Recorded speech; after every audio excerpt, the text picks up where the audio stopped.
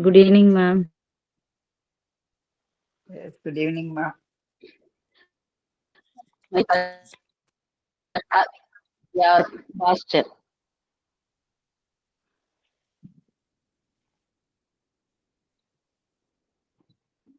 Oh, okay.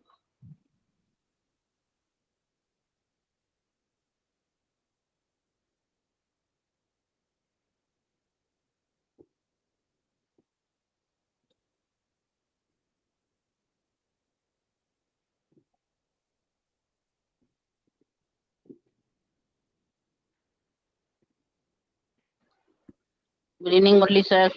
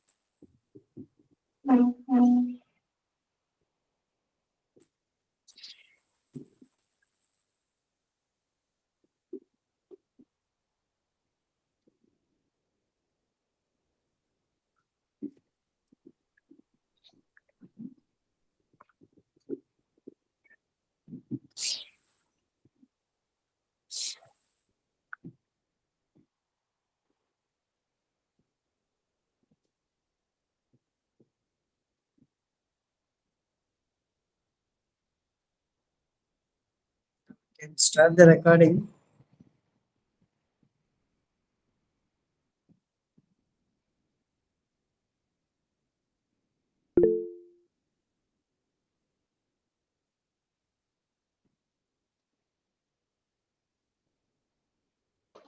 Started, sir.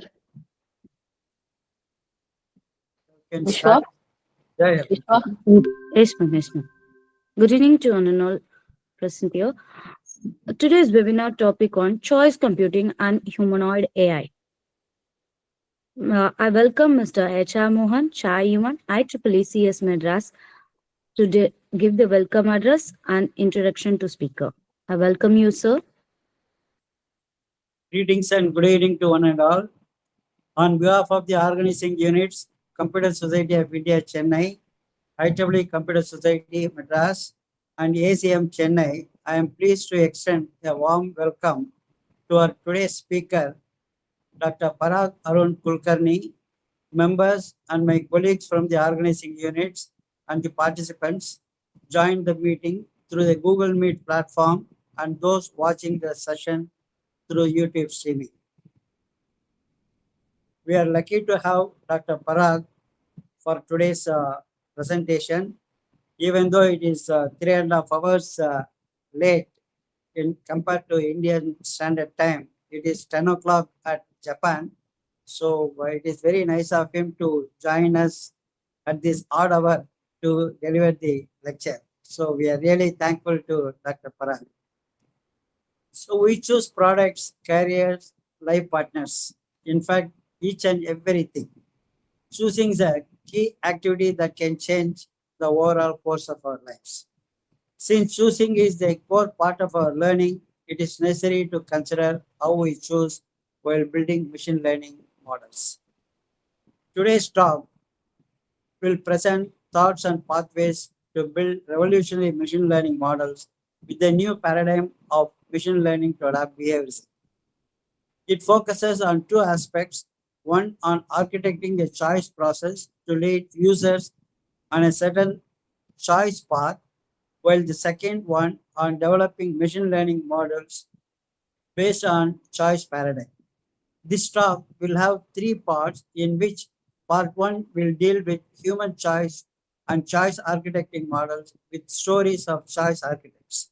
Second part will deliberate on human choosing models and will discuss on developing machine learning models based on the human choice paradigm.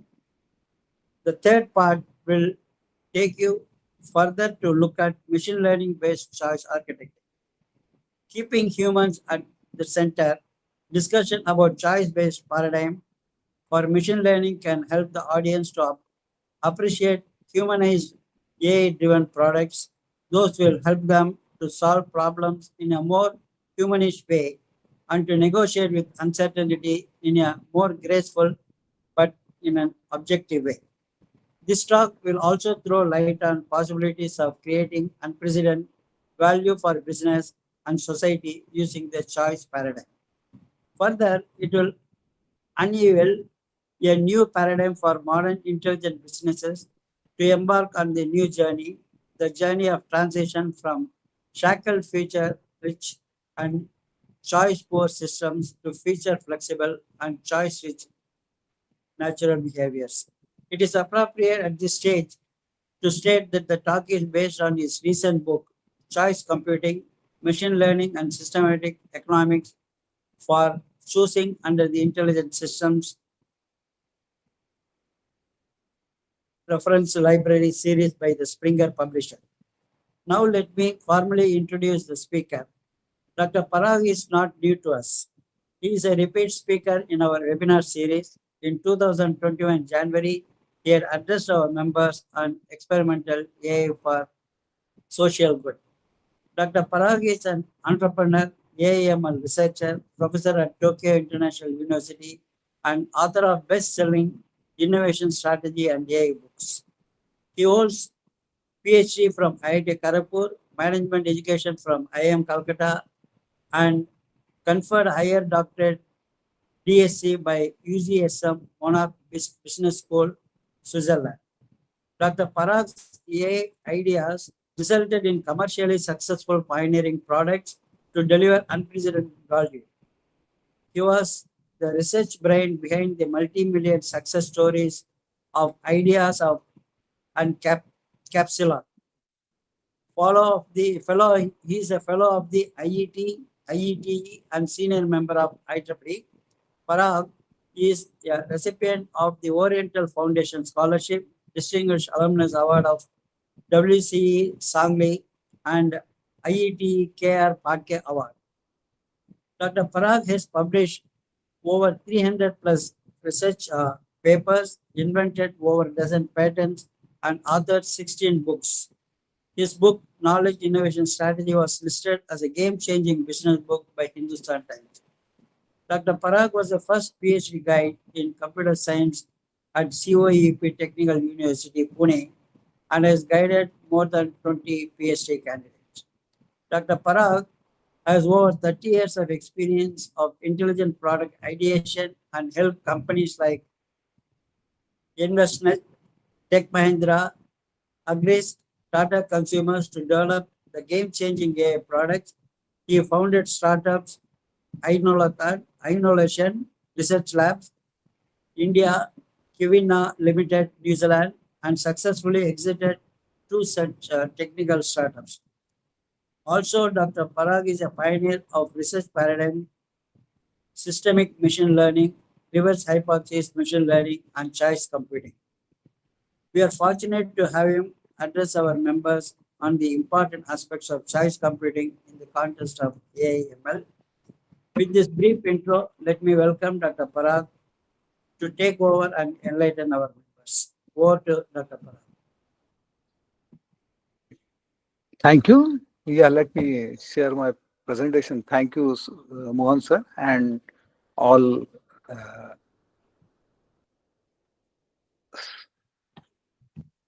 senior members. 1 second. Let me.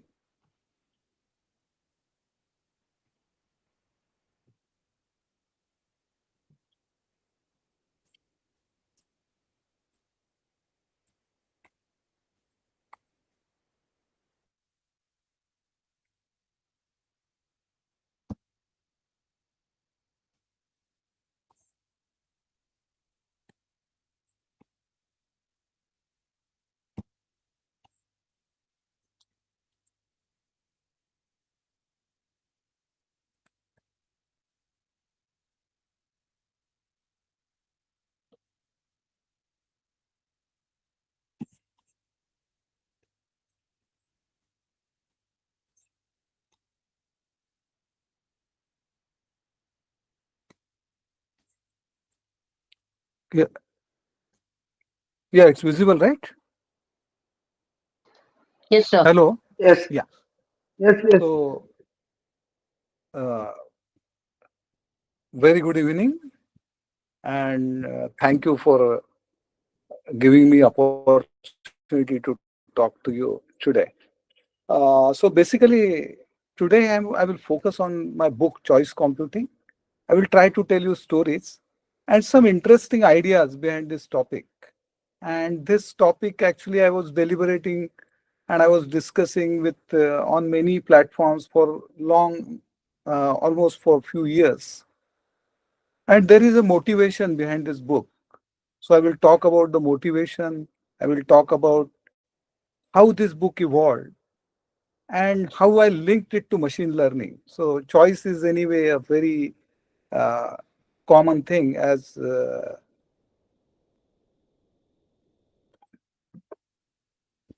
already discussed in the beginning by Mohan sir, that we choose everything.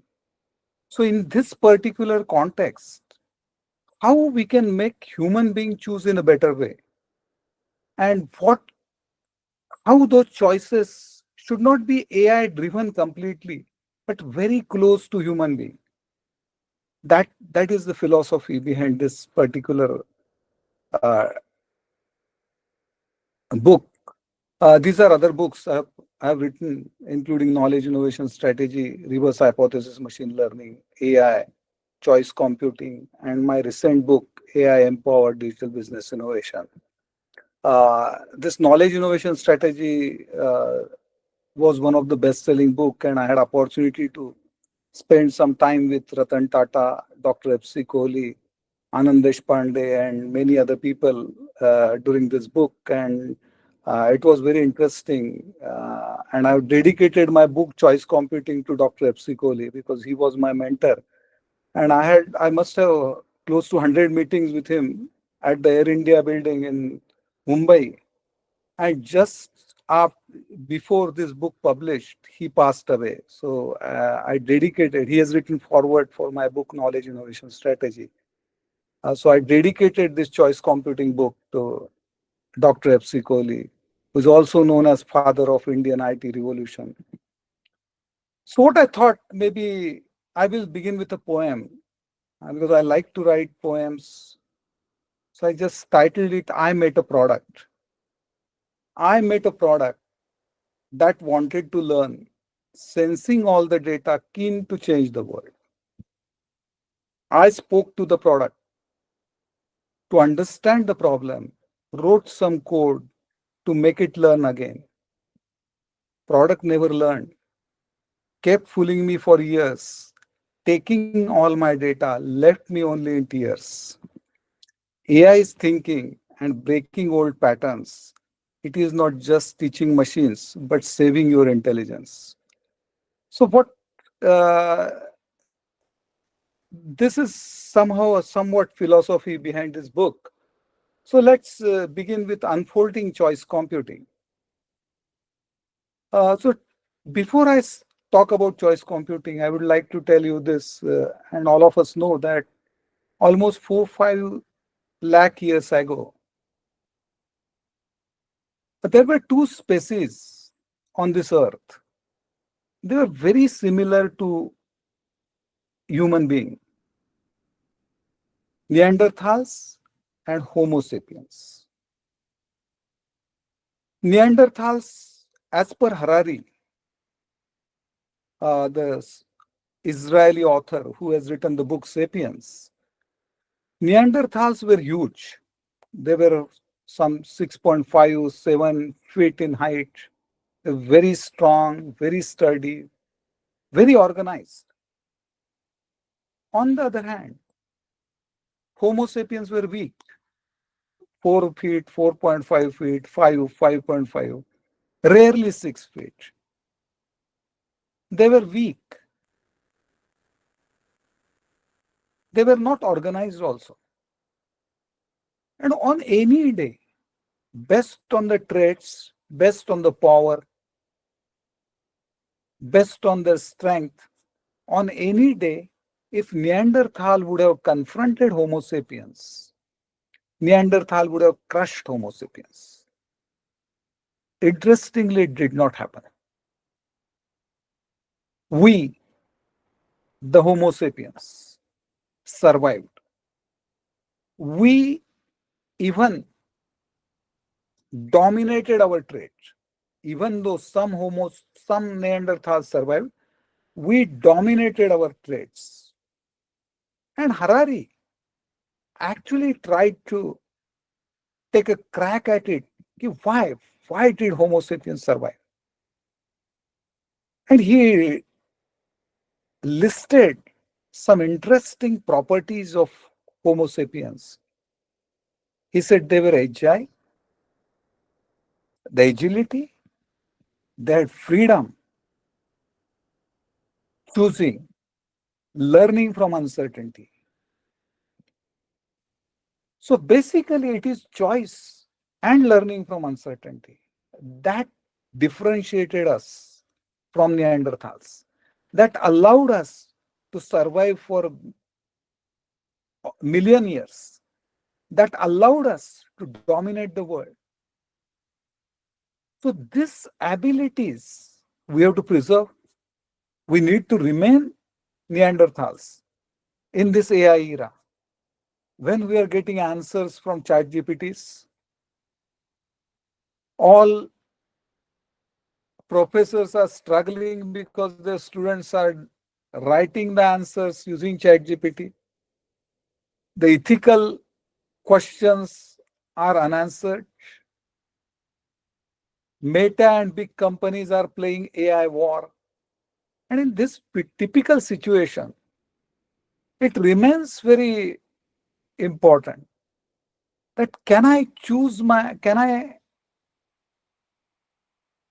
preserve or can I hold my abilities of agility, freedom, choosing, and learning from uncertainty. And that was the first motivator for this book. So what happened? There is another book which motivated me. This is a book of by Sheena Iyengar. Sheena is a professor at Columbia Business School.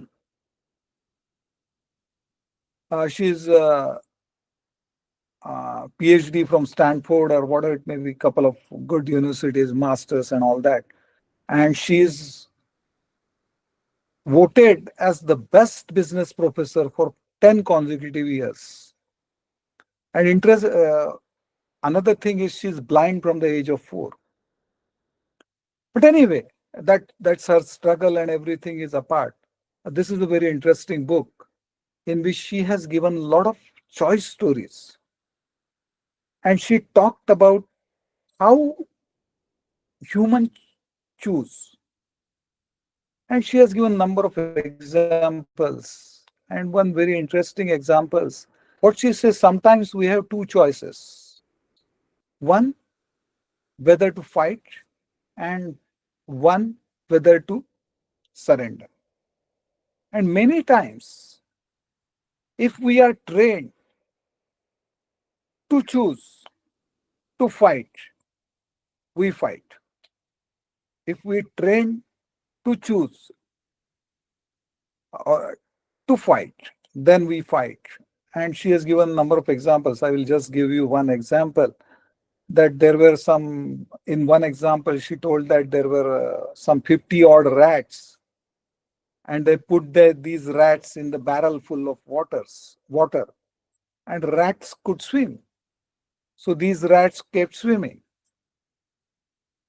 and they kept, there was no escape. So few rats surrendered after 1 hour, few of them surrendered after 2 hours. Maybe around before even 10 hours, most of the rats surrendered. But interestingly, 5% odd rats kept swimming for 70 plus hours. So they chose to fight. So then they did another experiment. They said that let's train them to fight, or let's train them to choose to fight. So they put these rats in the water for half an hour, moved them out. They again put them in the water for maybe 45 minutes and took them out, put them for 50 minutes, took them out. And then they put all the rats in the water. And interestingly, most of them kept swimming for 70 plus hours.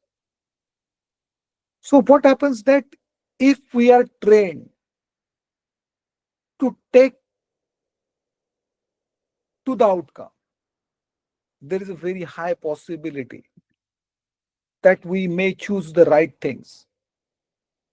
So there are concepts that this is about engineering the thought process while choosing. So choosing is a thought process and you have to engineer it.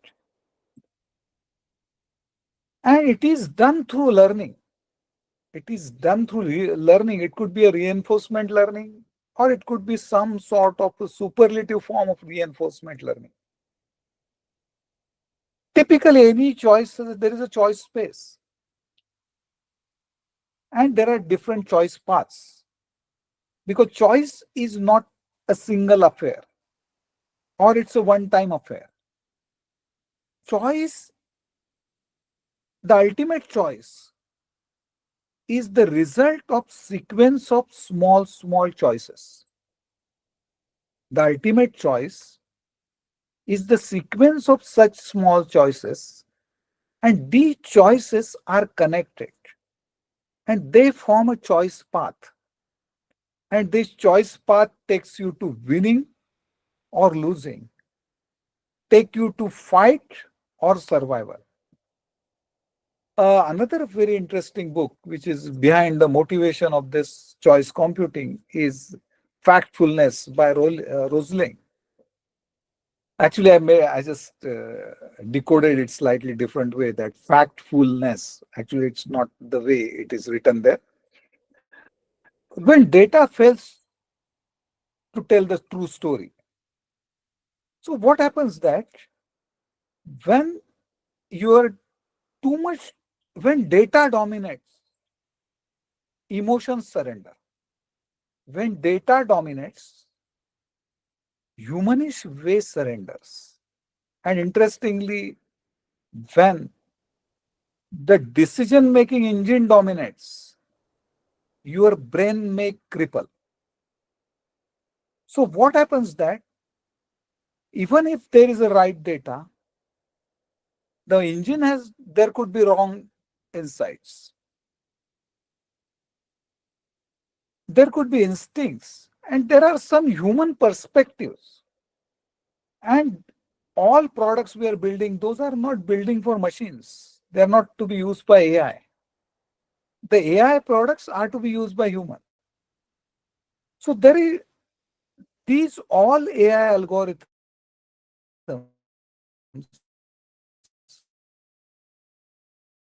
needs to take into account the human way of thinking. So and there could be different perspectives, and these perspectives could be correct in a particular context and maybe wrong in another context. One interesting example of not very matching to the choice computing, but very interesting example about this data thing that was given in this book, that uh, uh, one particular person studied the SAT scores of girls and boys for last couple of years, math scores or math SAT scores, and then he uh, ran some analysis, and there is a conclusion drawn by machine. So the conclusion was very simple. That conclusion told that boys are better in maths than girls. And that conclusion was drawn based on the fact that the average math score of boys was something X, then of girls was X minus 10.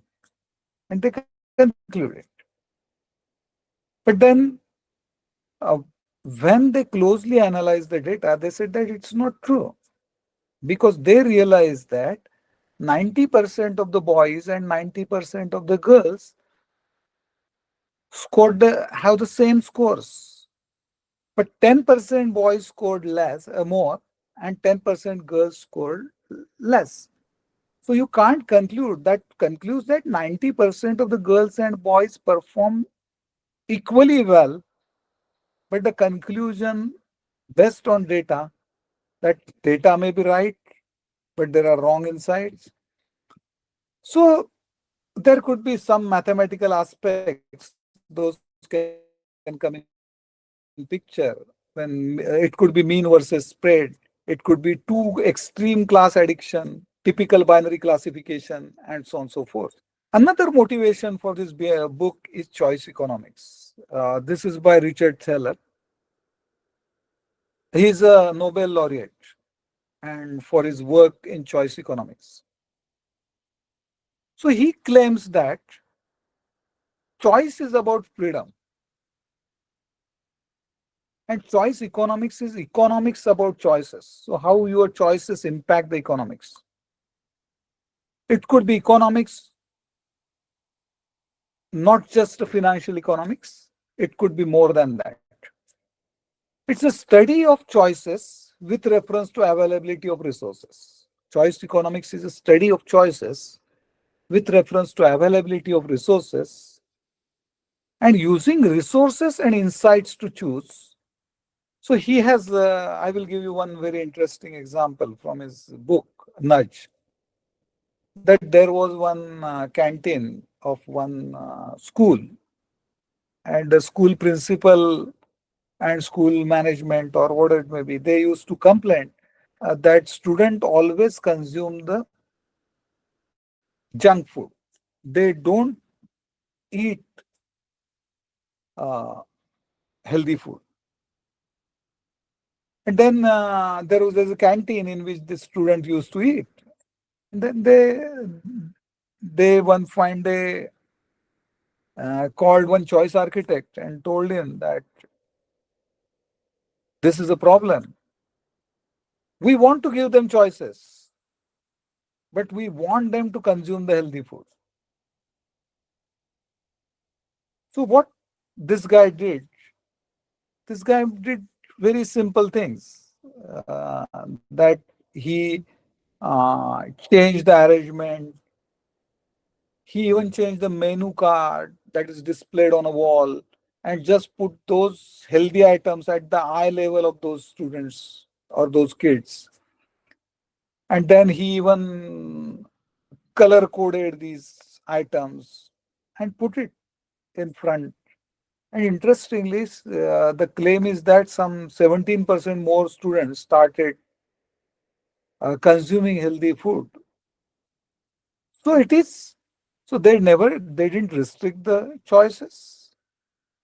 They didn't make it compulsory to eat healthy food, but they changed the behavior. And this is what choice economics is all about. This is a choosing.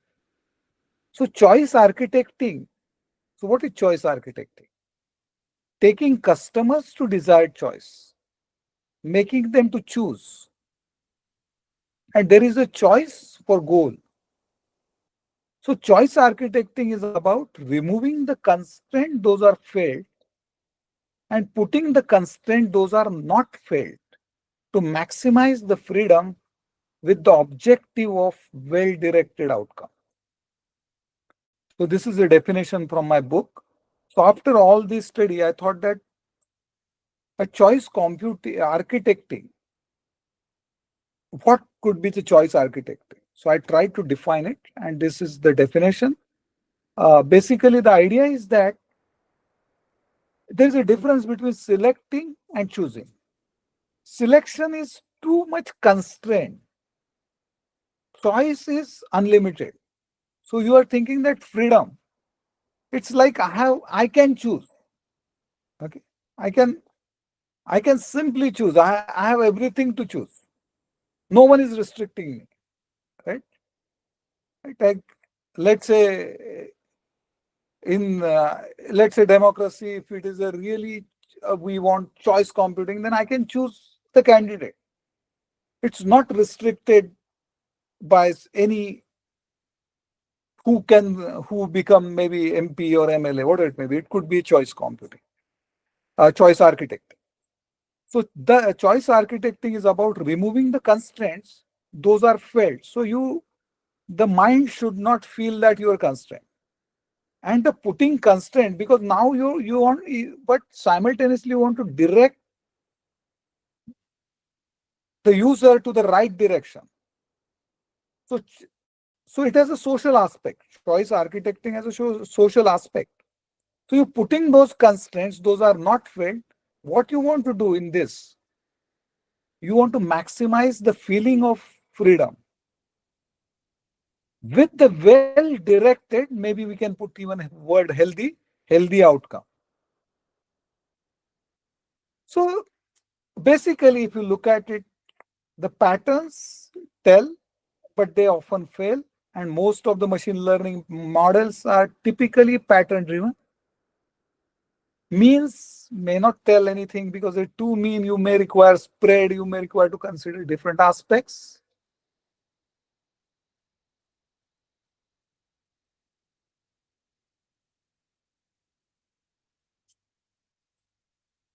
Distributions typically distracting, and human factor matters. It's about human. Product is about human. And Gen AI and choice. Gen AI is choice poor. So that is another aspect we will discuss. So generate and refine choices. Even we even tried to combine it with Gen AI because you the idea is to generate the choices. Whether you use evolutionary machine learning or you use some other techniques, that doesn't matter. So it is basically intelligence is about being human. It is not simply about answering questions. It is about providing pointers to empower. So imagine uh, just uh, suppose a student is using ChatGPT and it gives the answer. Okay, so it gives me answer what I should do if this is a question. Now you see you're getting the answer and that will improve your knowledge and you will become versatile. But brain doesn't work like that. The more neurons are produced, it's a dynamic network. It is not, neural network is not a really reproduction of human brain. It is what you can say some sort of simplified version as per, but what there are new connections generated. There are the weights are different, and there are even new neurons generated. Some neurons may become may even lose their importance also. So when it is happening, basically the idea is that, let's say you give the ready-made answer, Gen AI gives the answer, then that typically will not allow your neurons to produce new connections. It will not help your brain to create new neurons. And it may be, maybe we have to study in more detail, but maybe detrimental to your creativity. But interestingly, imagine a new generative AI is working as a choice computing. So it will generate the choices of answers and slowly, like a game, takes the user to the answers. Then what will happen? The information is becoming available, but again, you are choosing and your brain is continuously working on that information and slowly you're filling the gaps. And there is always a journey from the question asked to answer. It is about discovery. It is about the ability created through searching. So you and these abilities, you can't say that I will play the game, that is separate thing. My brain will be used only for very good things, and for simple things I will use machine and something like that. That's typically a very difficult philosophy to digest. So it's about being human. It is not simply answering the question. It is about journey. It is about providing pointers to empower. It is not about giving the choice or restricting or forcing the user. So if the product is giving you choice, then it's not about giving one simple choice or one or two choices. It is about taking you through the choices and making you choose. So intelligence and choosing goes hand in hand. Rather, choosing is part of our intelligence and intelligence is part of choosing. So, uh, so basically, there are few some material which technical material I have even used from some other books, like my books, like reinforcement learning, reverse hypothesis machine learning, and this just I listed another book. So there's a philosophy and contents of this book. So choice, you may not make it alone.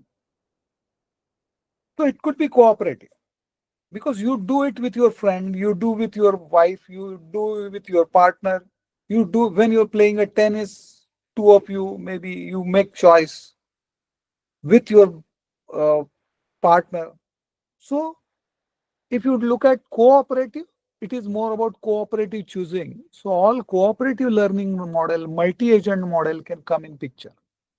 It could be multi-choice path scenario. Choice computing is about creativity because you are creating new choices. It's not about only that choices. So creative agent can come in picture and there could be a creative choosing. Then choice architecting is about choice paths and choice functions. We talked briefly about that. There could be even bio-inspired choice computing. So maybe very much like all these bio-inspired algorithms, like ant colony algorithm, evolutionary algorithms, behavioral evolution, fitness function for a choice, all these things come in picture. AI definitely is part of it because you will have choice agents, you will have agent function. All agent theory you can just enhance to the choice agent theory. So you may have goal-based agents, same way you can have choice agent, and you will have along with the choice function, along with the agent function, there will be a choice evolution, choice evaluation mechanism inside that choice function. There could be choice learning and typically reinforcement learning. And just some couple of chapters, one chapter talk about consciousness aspects. Slightly, there could be more work done because consciousness still is a very complex issue. But another interesting topic of the book is uncertainty because it's always challenging to choose under uncertainty. When we invest, it's uncertainty. When we sell, it is uncertainty. In the market, there could be uncertainty. And uncertainty, Bayesian uncertainty or mathematical uncertainty, people try to define it. Many times they define it as something that you can't probabilistically define. So we just I tried to put some aspect there also. So question remains. So what I will do, I will just take you through few more stories.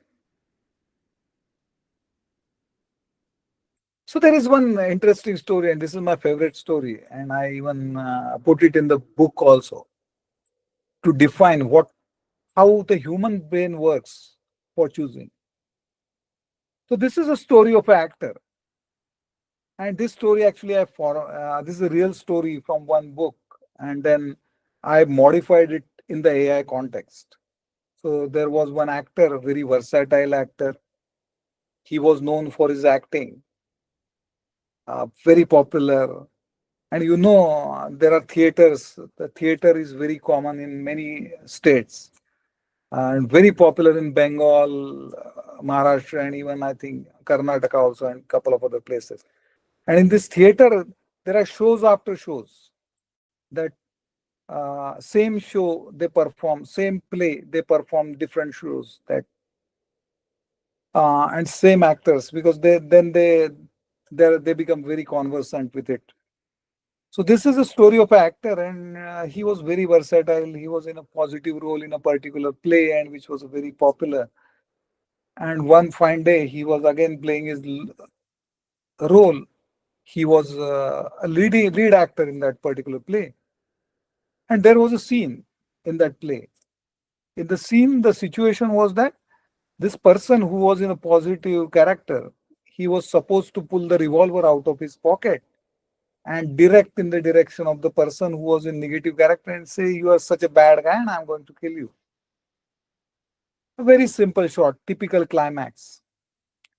But what happened? He pulled the revolver out of his pocket, directed. This is a story of 1930.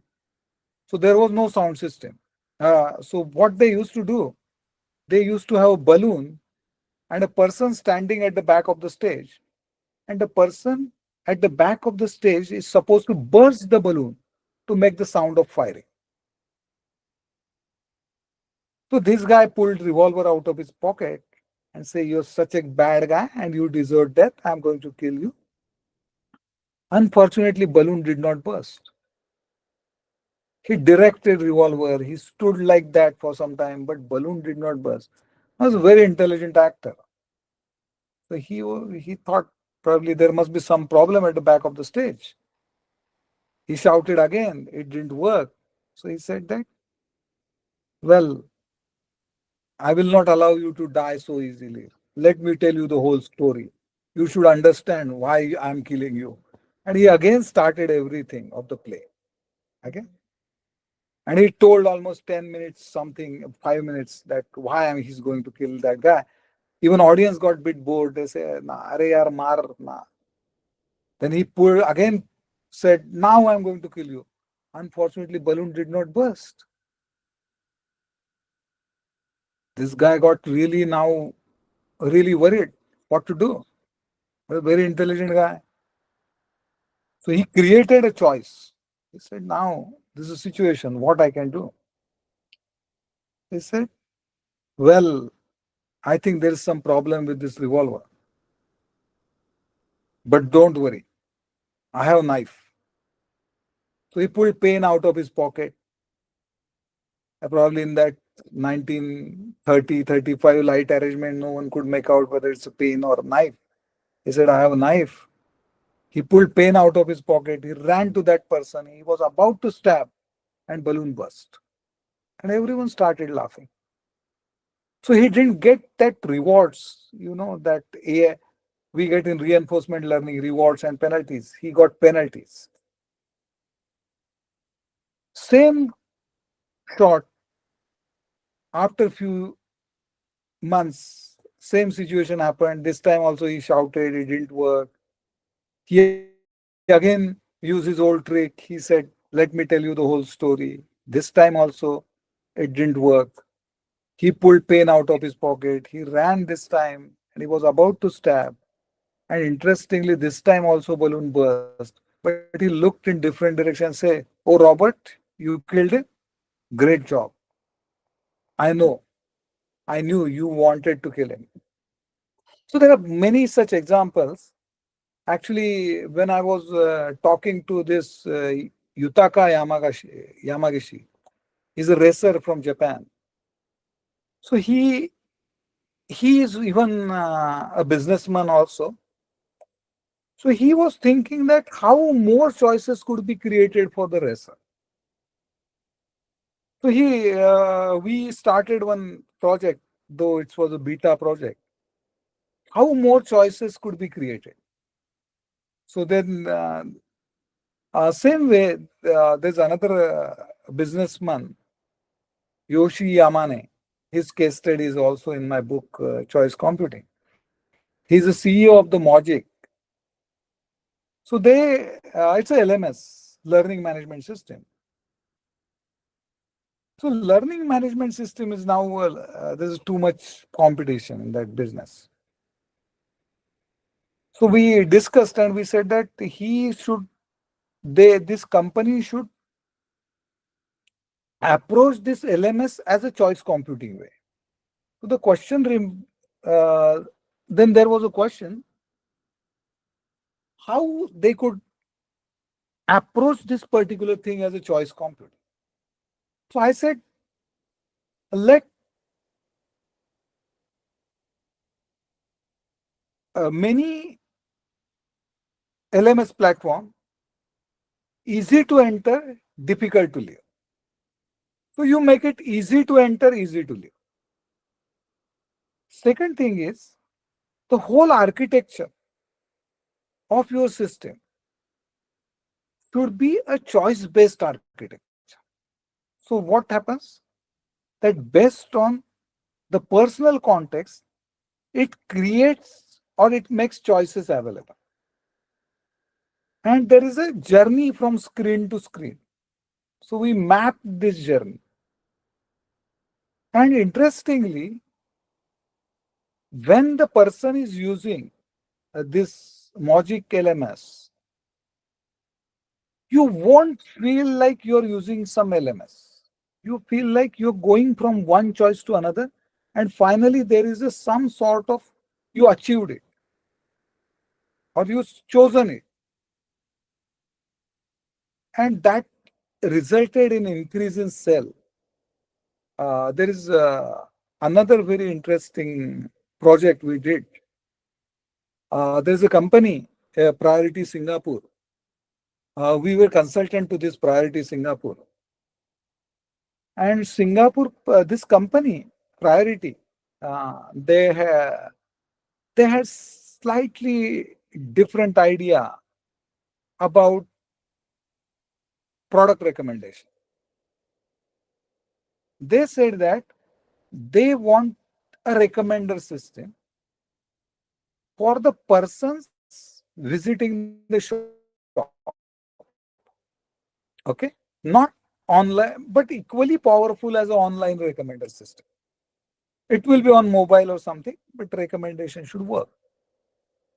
So we deliberated this idea. We had many meetings with them, and then we proposed them one algorithm, and they were using it. It was interesting. Idea was that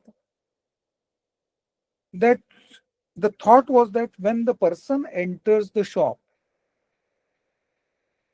we will track his path of traversal. So it's a big super shop, like maybe like DMart or maybe like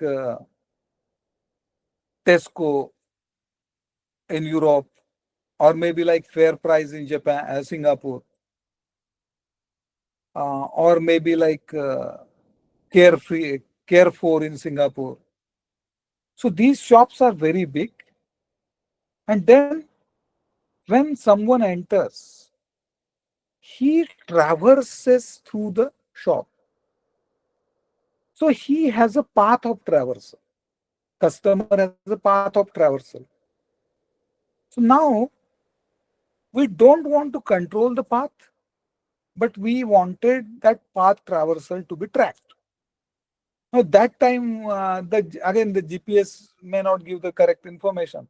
So we had this frequent buyer card, and generally those who want discount, they bring that card with them. And we had some sort of sensors, so we can have the exact path they travel with the waiting point at every rack. So someone waited for 10 minutes at one rack, 20 minutes. And then we had different choice paths. We clustered those choice paths. An interesting observation is similar people have the similar choice paths, similar traversal paths. Now, based on that,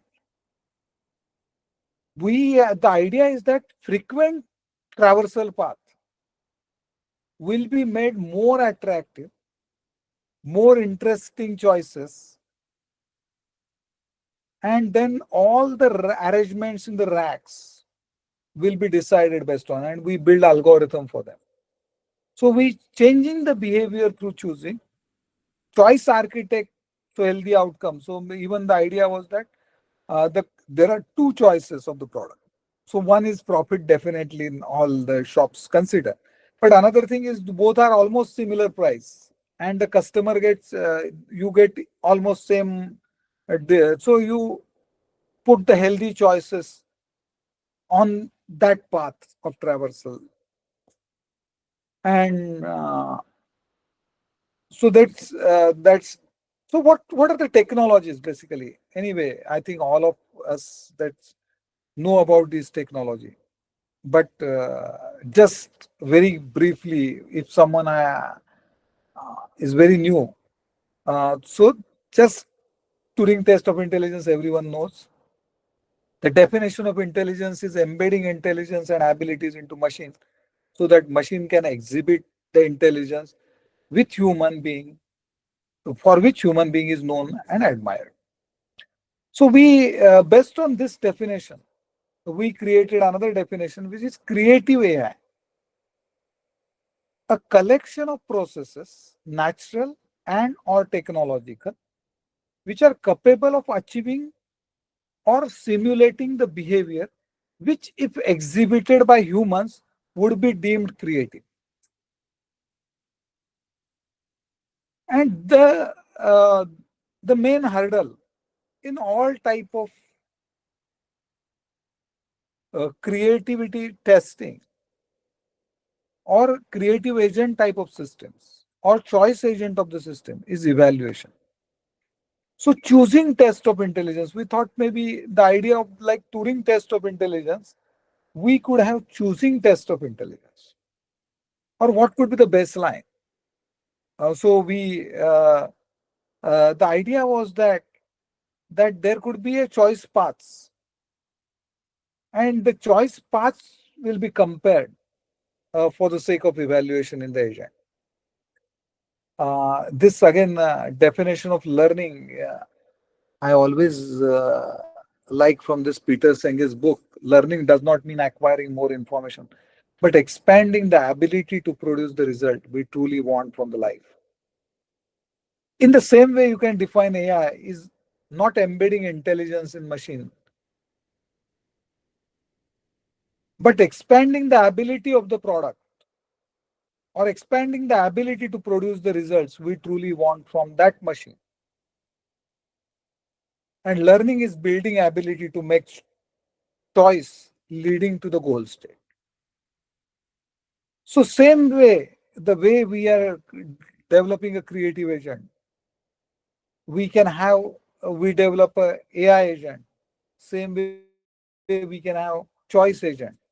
And just if you look at it, this is a very typical standard diagram of reinforcement learning, where there are states and rewards. There is a percept, there is a percept sequence.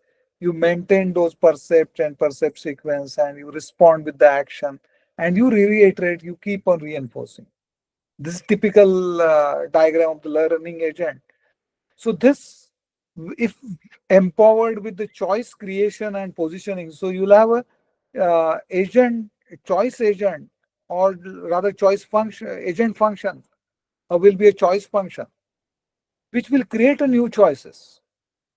Okay, which will create a new choices, which will the sequence the choices, and which will position the choices.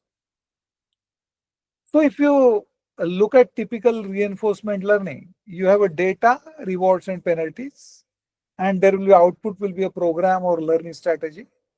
Same way here, instead of data, you will have a choice space. And choice space is separate from the data because choice space is basically, it's a set of reachable states from the initial no choice state. And every choice state will have rewards and penalties that will work in a very similar way. And then that finally will lead to a choosing strategy. So we created some, so choice AI, it creates and delivers choices. There could be organic choice evolution, intelligent choice collation and sequencing. So what the idea is, we build few models for few customers. They're slightly uh, rather interesting models. I will give you one example. There is one Mr. June from Tokyo. He has a he's a typical real estate agent type of person. He has a company, and then what happened that he typically deals with the customers that they come from different countries, because in Tokyo, many students and different people come from different countries, many dominated by different Asian countries, but come from Australia, Europe, for working. And Japan is bit difficult to deal with, because there is Japanese language, and then there is a lot of hurdles while doing the things. So this guy, if you're searching a house, which is a pain in Japan, okay. So what this guy thought that he want to solve this problem. So he typically was trying to do that, but on simultaneously he want to maximize his profit also.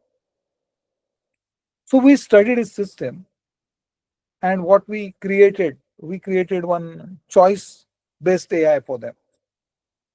It was not a very complex program, but it follows the AI plus choice philosophy.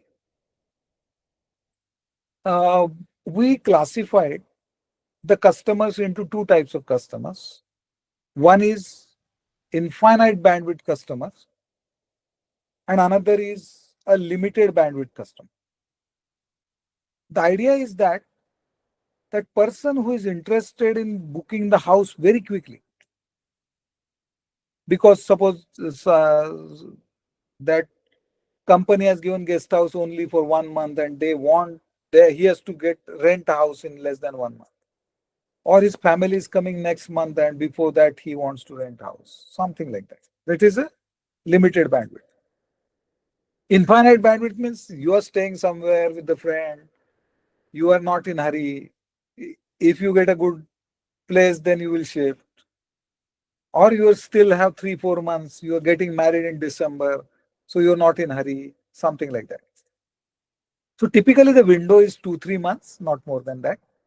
It's not like, but still they may uh, look for that house and will not select it also. So what we created one interesting program.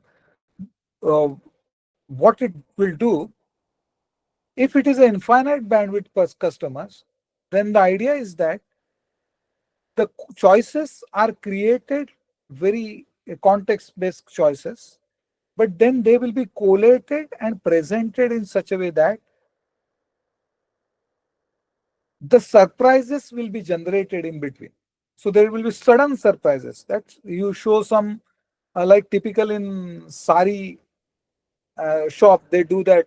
they show some very expensive saris, 3, 4, and suddenly they show one quite reasonable, and you think that, oh, this is very cheap, but it's not cheap.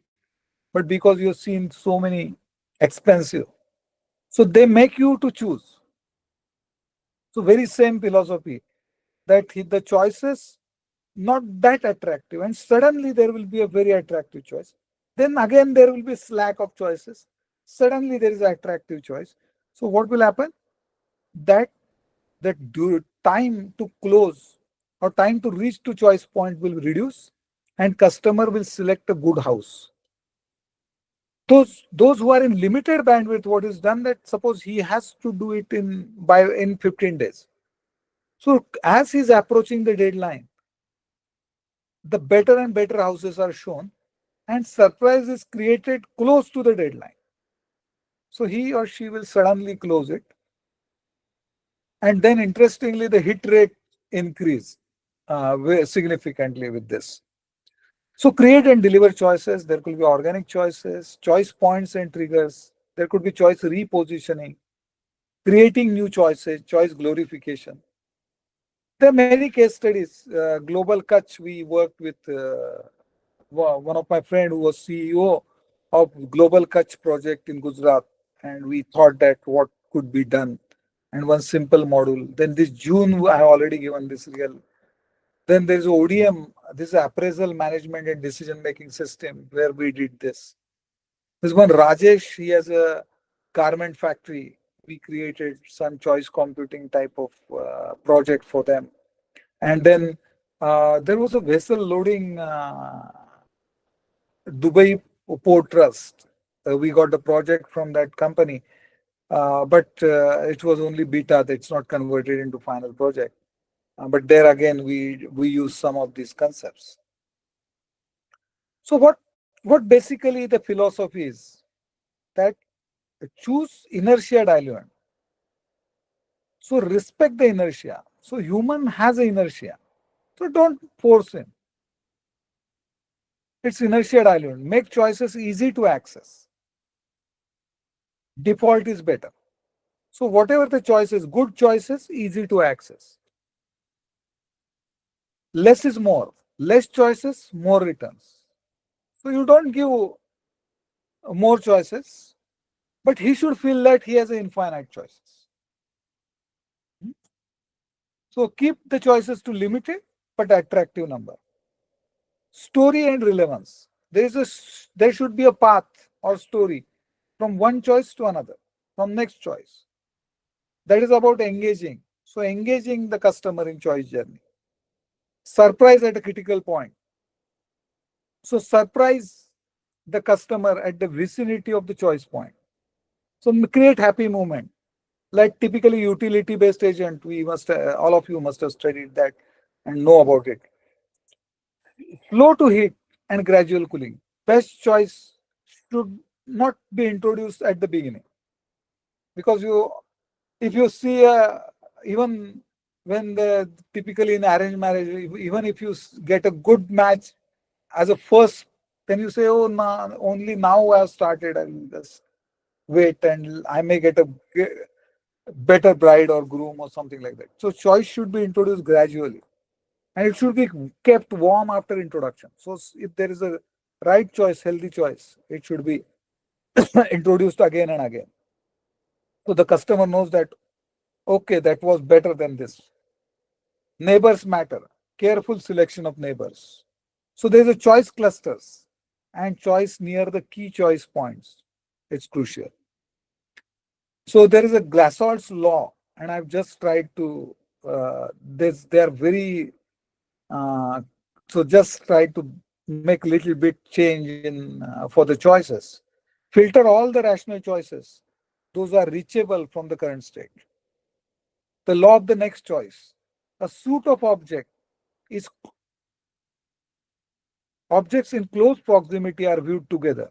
So it's a collective.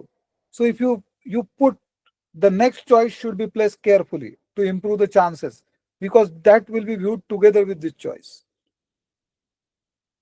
When you apply the law of similarity, among a collection of objects, a grouping is done on the premises of some sort of resemblance to each other. The similar choices are viewed as a group. So associating target choices with a selective choices is the key. A law of union formation. Sub-choices contributing to major choices are brought together to form a single choice. Such formation may impact the choice path. The law of default and simple choice. The complex choices are quickly mapped to the simple choices. So you map it to simple. So your user's brain can relate it. This mapping can be undervalue or overvalue the complex choices. It makes it necessary to simplify the target choices and paths leading to the target choices. The law of symmetry, bringing together symmetrical target choices, can be looked at possible options to enhance the chances. And the law of storytelling implies that grouping together of the objects that have the same trend of motion and associated with each other. So actually, just how much time we have? Yeah, what's it? So what I maybe there is a what I thought with couple of examples. I'll just tell you the choice journey, and we'll conclude with a small poem. So begin with a problem, mapping to the preferred choice. So this Mani Bhomik is an inventor of LASIK and his story actually. I will not take you through detail. Then identify learning and choosing opportunities. So every time there are more learning opportunities. So there is generative mechanism. Then choice model is a key. Then the next step is the build choice model, and we tried to build a model for this parking in Japan, very similar model like Uber type of that parking on demand and something. So we choosing to value creation, uh, then not constrained. So this it could be used in any field. It's not related to a particular product. It could be about careers. It could be about colleges. It could be about institutes. It could be about members and even hospitality industry. Yeah, you can use exploratory choicing.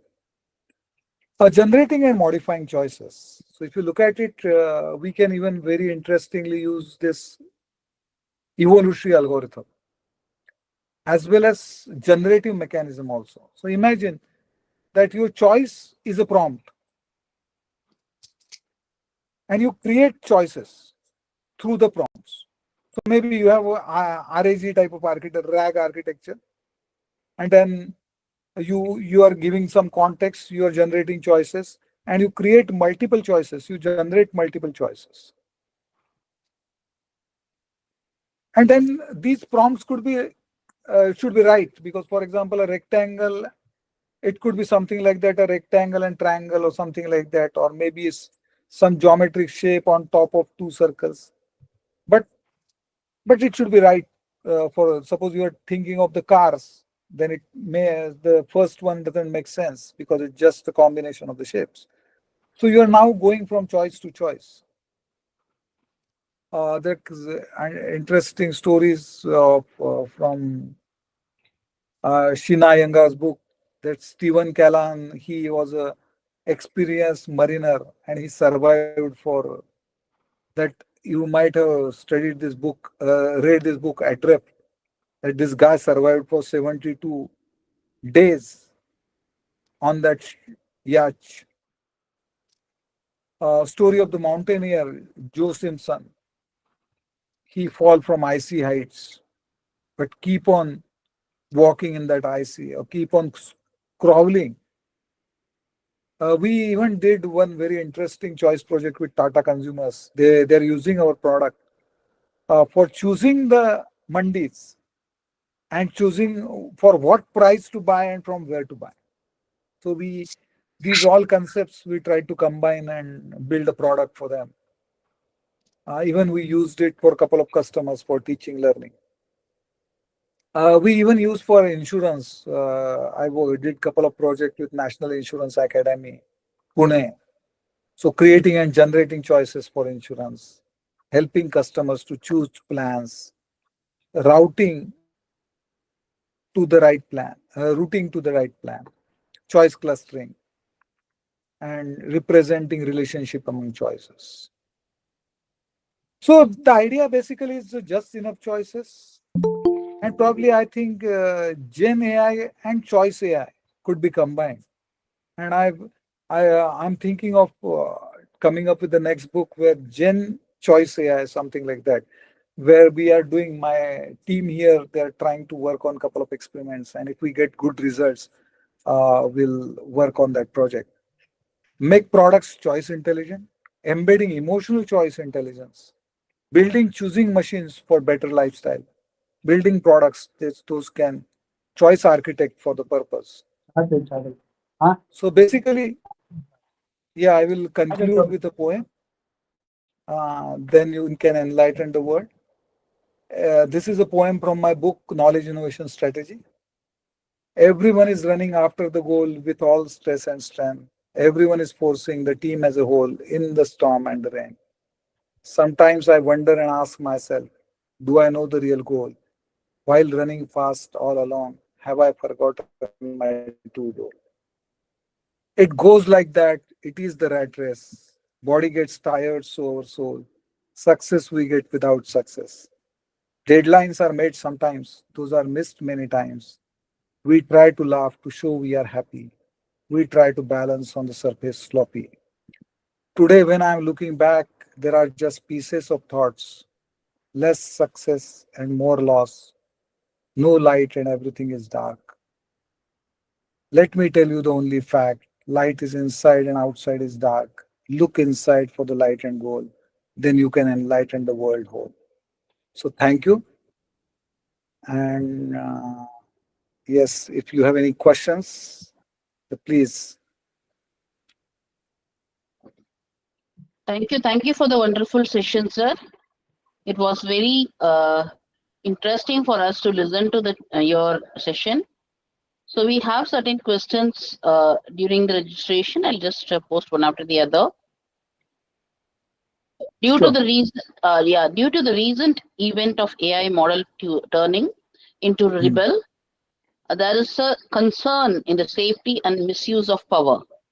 What would be the philosophy of the AI as well as humans when things do not go as strategized by the humans? Uh, well, my answer is basically what what I believe that uh, we have to remain sapiens, correct? Because then we can find out a right way. Because what is about sapiens? Sapien is about being human.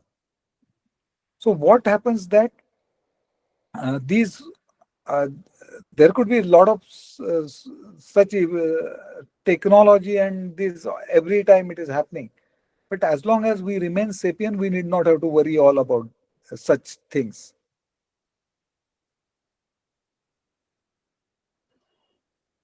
Thank you, sir. Next question. Uh, Can AI nearby future be an self-created enemy for humans?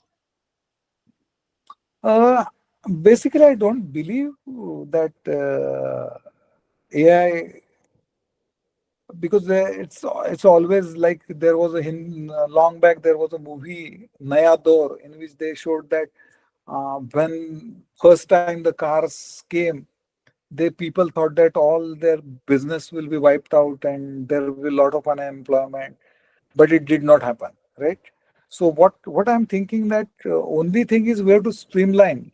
Like it's always a uh, people say that if the knife is used by surgeon, then he can save life, and knife is used by someone, he can kill the person. So how you use the knife? So any technology is like that. So basically, it's a cultural evolution is required. When I look at Japan. Typically, you keep anything anywhere in the at railway station, at airport, but you are not afraid that someone will steal it. because the culture doesn't, they don't believe in stealing something. So what I'm thinking that it's a cultural evolution required. AI, we are not mature to use AI. So we require a cultural evolution, and probably more efforts are required for cultural evolution. So same evolution, I'm just giving example of this stealing, but there could be, even in India, there are a lot of cultural things. Those are very high, regarded as very high. So what I'm thinking that such cultural evolution, so cultural technological evolution. Unfortunately, we may evolve in technology, we are not evolving in culture. So we have to, and that basically can solve problem. And we may need such type of courses in the curriculum. We teach too much technology, but we don't teach that cultural aspects, how to use it. Yeah, correct, sir. Next question. Uh, what best AI strategy can be followed for teaching?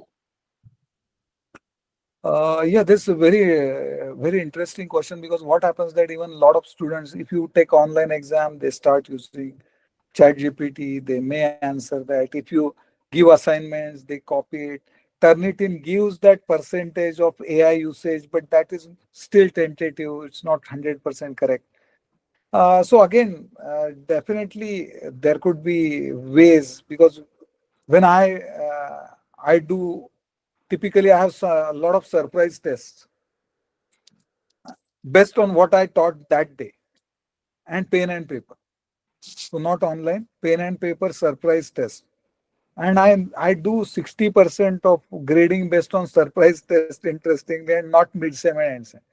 And then that typically gives, I could find out the good students. And many times presentations and other things. But again, the question remains cultural evolution. The students should feel that they should not use it. That making it compulsory is always, choice is, again, choice computing is about not making them compulsory that you use it, but making them to use it. So that's probably we have to come up with a strategy for that. And it require maybe a lot of people who uh, all great thinkers, like all those who are here and other places, they have to come together to come up with some interesting strategy for that that type of evolution. Yeah. Thank you for that detailed answering, sir. Next question. How can we make sure people still have control and make their own choices when AI become very smart and personal? Uh, what basically happens that we have to actually, AI architecting is not taught. People come with the product, because what happened that has become a business. Like that Meta has hired, given, suppose, let's say, uh, someone $100 million. Okay. If you take that example, that is detrimental, because there may be many capable people. People will think that okay, they are underpaid.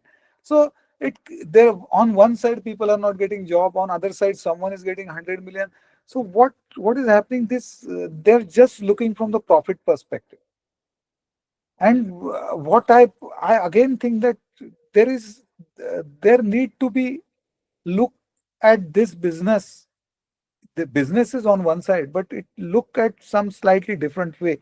Because if you develop a product, because what the philosophy of choice computing, and whatever that Richard Thaler think about, that it is to make people healthy choices.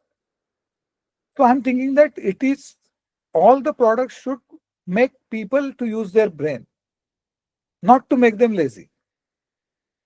So this someone has to actually, uh, probably there could be a better architecting course taking human evolution into account. Every product should be, I think that human evolution compliance certified. If it is not certified, like there is a certification.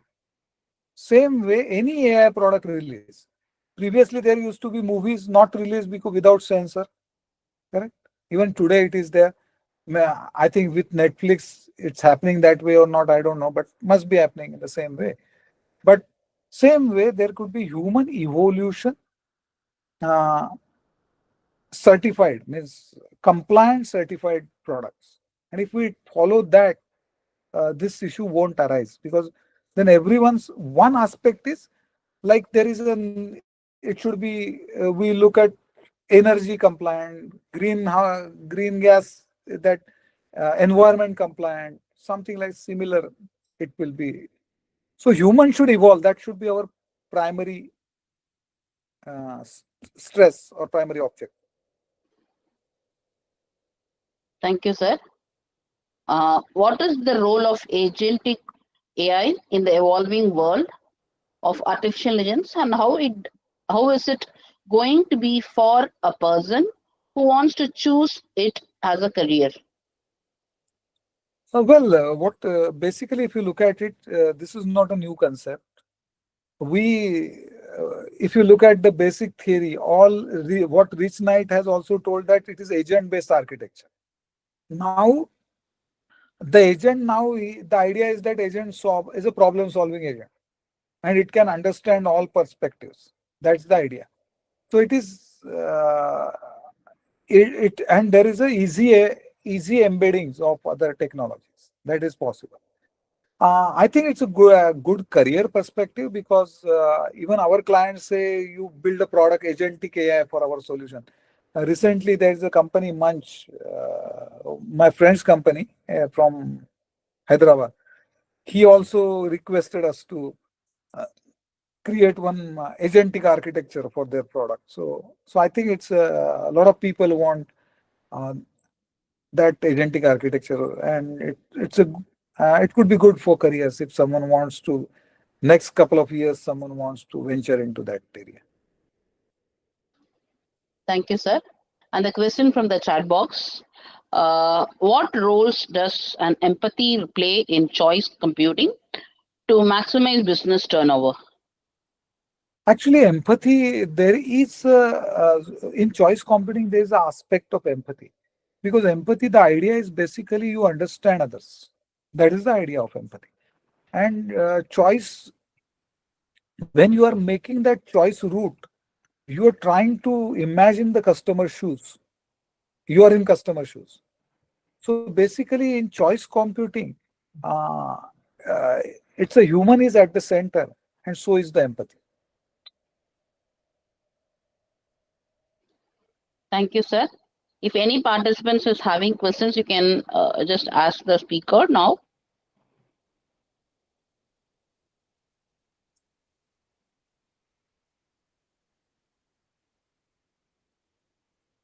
So if there is no further questions, I'll just move on to the formal vote of thanks.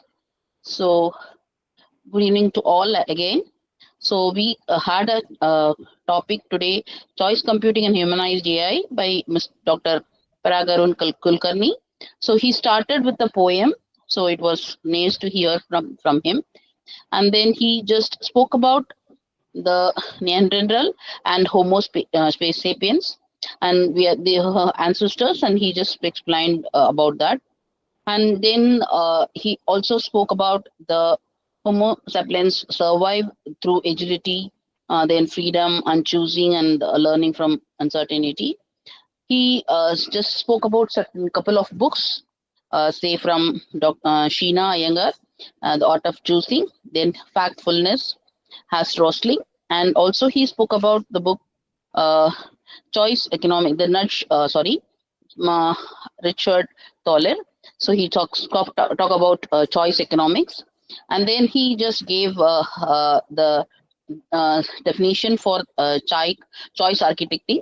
So he just mentioned it is about removing the constraints, those are felt, and putting the constraints those are not felt to be maximize the freedom with the objective of well-directed outcome. So he stated that, and he also gave the definition of intelligence, and it is also he just spoke about the some of the things like shoppers path traversal, then choice reinforcement, choice AI, and he just mentioned about couple of things like law of unit formation, then law of default and simple choice, and law of symmetry, and law of storytelling. So he just briefed about all this, and he ended with again a poem. So nice hearing from you. And I take this opportunity to thank all the organizing units of this webinar, and a special thanks to our mentor, Mr. H.R. Mohan sir, who is the back for all these events to be a successful one. Thank you, sir. And I thank all the participants who participated in Google Meet, and also who watched in the live YouTube live streaming. Thank you all. Have a nice day. Thank you. Thank you. Thank you, Doctor. Thank you. Thank you. Nice of you that spend our